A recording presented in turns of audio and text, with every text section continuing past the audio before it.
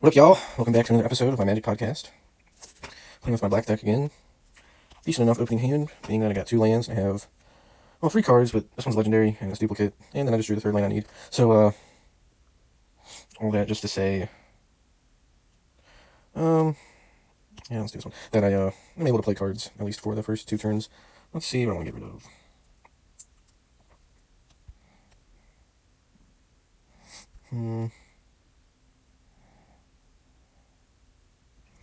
I really don't like any of these cards. Not a big fan of Toxic, so let's get rid of that.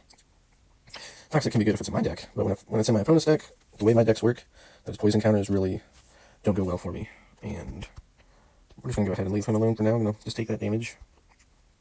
And let's go ahead and get him out there.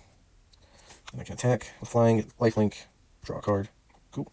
Works out. And now that I got that other land, I could cast him. Probably go ahead and do that. And just hope. And he's playing with green, so let's go ahead and get rid of this one while I can. I have another one of those. Actually, let's go ahead and do this.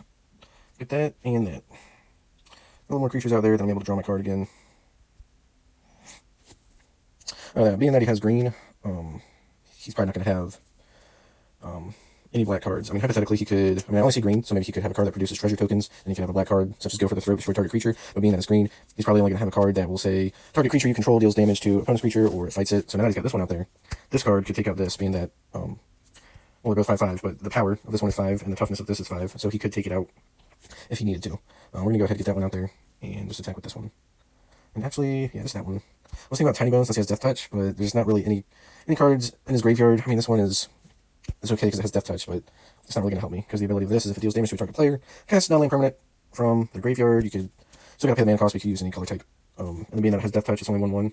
But if you block with either creature, it would kill him, so it wouldn't be a complete waste. I do have another one too, so maybe I should have attacked. But just because you have a spare, you might not always want to risk it, because you have to cast it again, and then it has Summoning Sickness. And then, you might lose that spare too. And, well, I guess maybe he's going to give up. Cool, alright. Oh, dang. I'm super hungry, so... Doing pretty good. Halfway through Platinum Tier 3. Just going to keep grinding. This deck is working really well for me. Got my 250 gold, 275 XP. I'm going to go ahead and open this pack. I'm going to get me something to eat. Let's see what we got. Got quite a few firsts. Alright. Dire Sight, 2 black sorcery commons. Reveal 2, then draw 2 cards. You lose 2 life. Could be useful if you utilize your graveyard in your deck. Raccoon Rallier, 1 red. Creature Raccoon Bard. Common, tap, target creature you control gains haste until end of turn. Activate only as a sorcery 2/2. That could be helpful. Pop Hatch Formation, 1 forest instant. Choose 1, destroy target creature with flying, destroy target enchantment, draw a card, create a food token. And it's uncommon. That's pretty cool. This one, how this will be helpful is if you cast it 1 turn, or, well, it'll already be on the battlefield, let's say, because it's 2 mana. Let's say you have a card that's a higher mana cost, like 5 to 7, or really like 5 greater, doesn't really matter. But it's got a super high power. High toughness will be helpful too, and especially if it had trample.